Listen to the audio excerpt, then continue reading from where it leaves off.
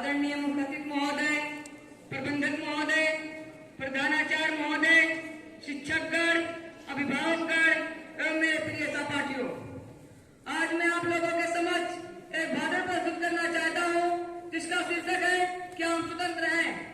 प्यारे सहपाठियों, जैसा कि आप सभी भली भांति जानते हैं कि हमारा देश 15 अगस्त 1947 ईस्वी को आजाद हुआ था।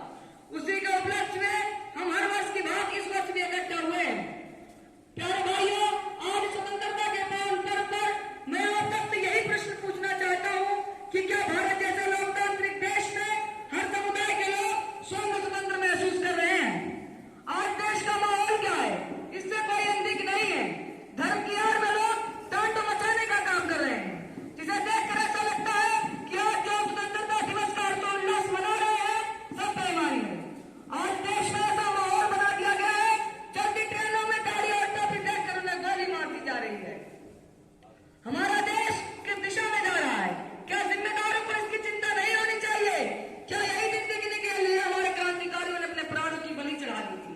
क्या इसी दिन के लिए हमारे क्रांतिकारियों ने अपने लहू से इस देश को सींचा था? हमने इस देश के लिए क्या क्या नहीं किया?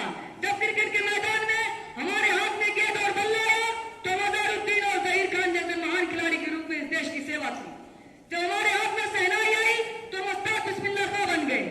अगर हम शिक्षा के क्षेत्र में उतरे तो सर सैयद अहमद खां से लेकर मौलाना अबुल कलाम आजाद तक ने इस देश को अपने खून पसीने से सींचा। अगर हम आजादी के मैदान में उतरे तो दिल्ली से लाहौर तक के पेड़ों में हमारी लाशें दिखाई दी। अगर हमें कुर्सी दी गई तो हमें एपीजे अबुल कलाम आजाद बनकर इस देश को कवच के रूप में दुनिया का सबसे बड़ा परमाणु बम बना कर दिया और ये साबित कर दिया कि हम हर तरह से देश की एकता, अखंडता, संप्रभुता और शक्तिशाली बनाने में सदैव प्रयासरत रहे हैं। थॉमसन नामक अंग्रेज अधिकारी का कहना है कि स्वतंत्रता संग्राम में मुस्लिम उलमा की भूमिका बहुत ही सराहनीय है। जब वो आजादी के मैदान में उतरे तो दिल्ली के चांदनी चौक से पेशावर तक उनकी गर्दन और शरीर पेड़ों पर लटके मिले। प्रतिदिन 80 उलमा को फांसी दी जाती थी। मैं दिल्ली के एक तंबू में बैठा था, मुझे मांस की गंध आई तो मैं तंबू से निकलकर पीछे गया और देखा कि 30 से 40 उलमा को अंगारों में फेंका जा रहा है। इसी तरह 30-40 और लाया गया। थॉमसन का कहना है कि ईश्वर की शपथ लेने वाले उलमा को आग में जलाकर मार दिया गया, लेकिन किसी ने भी अंग्रेजों के सामने अपने सर नहीं झुकाए। लेकिन आज हमें अपनी देशभक्ति साबित करने के लिए इतने सारे महान काम काफी नहीं है।